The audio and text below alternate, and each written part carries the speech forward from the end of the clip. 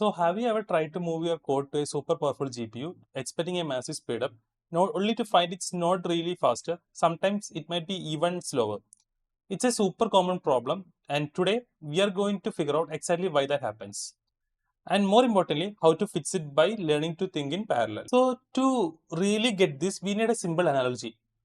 Just think of CPU as a sports car and GPU as a bus. The CPU, it's built for low latency. It's absolutely fantastic at getting one or two people from point A to point B fast as humanly possible. A GPU though, that's a bus. It has higher latency. Yeah, it takes a longer to get going, but its real strength in its massive bandwidth. It can move hundreds of a people all at once. So the real question isn't which one is faster. It's what kind of speed you actually need. For a handful of tasks, a car wins all the time. But for millions of tasks, you definitely need a bus. And that's where we hit our first big paradox. Just because you shove your problem into a big, powerful bus, the GPU, doesn't mean you automatically get a speed boost. If you don't give it the right kind of work, you just end up with a really slow, inefficient trip. Okay, let's make this real with an example. Imagine we got two big arrays of data. They represent temperature differences recorded at two different times. And our job is really simple. Find the single biggest temperature change between any two corresponding points in those arrays. Now, a totally straightforward way to do this with a parallel library would be a two-step process.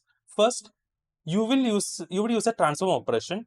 This goes through, reads both your array temperature arrays, calculate the differences for the single pair, and then writes all those results to a brand new temporary array. Then in step 2, you reduce the operation to read the entire temperature difference into the memory to find the single maximum value. On the paper, this totally works. But when it comes to speed, oh, it's a total disaster. And here is why. So we are running into a memory bottleneck. See, the problem isn't with the math. GPUs are incredible at calculations. The real problem is the data movement. Our algorithm speed is completely limited by how fast we can shuffle data back and forth from the memory, not by how fast it can perform the math. So you gotta ask yourself, in the two-step process for an array with say with n elements, how many times are we actually touching the memory? The answer is whopping 4 times n. Think about it. In the first step transform, we need to read n elements from the first array, n element from the second one, and then we write the difference to a third array or a temporary one. And that's 3 times right there. Then in the second step, reduce, we read all those n elements from the temporary values back again. So in total, we have got 4 times n memory operations. And here's the real kicker. If you just wrote this as a basic single threaded for loop on a CPU, you would only do 2 times n in memory reads. One for each input, and you wouldn't write anything to a temporary buffer. That means so-called advanced parallel GPU code is creating double the memory traffic of simple C++ loop. All because we needed to create a temporary buffer array. So how do we fix this mess? Well, we have to get rid of the temporary array completely. And the way we do that is with really elegant C++ concept called fancy iterators. They basically let us do computations on data that doesn't even exist yet. It's pretty cool. You see, a normal iterator is just like a pointer. It points to a data that's already sitting there in the memory. But a fancy iterator, well, it's kind of a magician. When you ask it for data at a certain point, it doesn't go there and fetch it from the memory. It calculates it for you right then and there. It creates this virtual array that never actually needs to be stored anywhere. And we are going to use two special types to build our solution. First up is zip_iterator. This thing takes our two separate temperature arrays and present them as a single one. When you ask for the element 0, you get the first temperature from both arrays zipped up together. Then we wrap that in a transform iterator, and what this does for you is that it applies a function for us that is calculating the absolute difference between the each item that it gets. And here is where the magic really happens. When you put them together, we feed this combined iterator to our reduce function. Now, when reduce asks for the first element, the transform iterator turns around and asks the zipper iterator for its first element.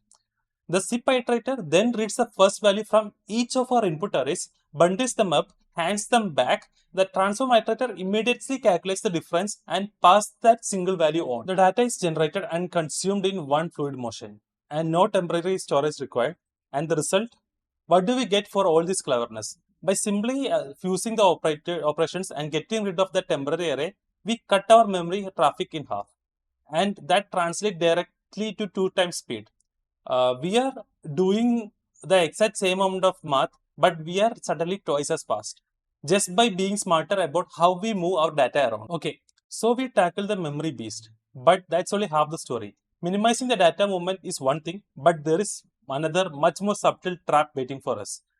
Hidden sequential code that stop us from using the complete potential of the GPU.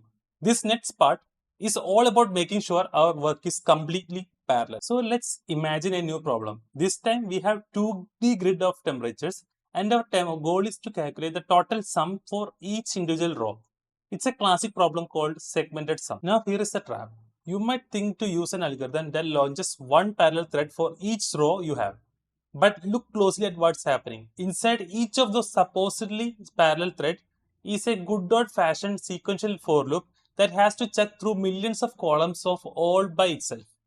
So if you only have 16 rows, you only are going to use 16 cores of your GPU, while thousands of other GPUs are just sitting there doing nothing. The right way, the truly parallel way, is to use an algorithm like reduce key. This lets the GPU look at all the data points at once and group them by their row, and then do all the summations in a massively parallel way, all hands on deck. And this is the absolute key takeaway here, folks. The GPU is not going to magically parallelize your code for you. If you have a sequential for loop hiding inside what you think is a parallel function, you have just created a huge bottleneck. You have to explicitly structure the problem so that all the work can be spread out across thousands of threads. And the performance difference is not just big, it's staggering. By restructuring the algorithm to get rid of the hidden sequential loop, we get over 100 times speed up. This isn't just a minor tweak.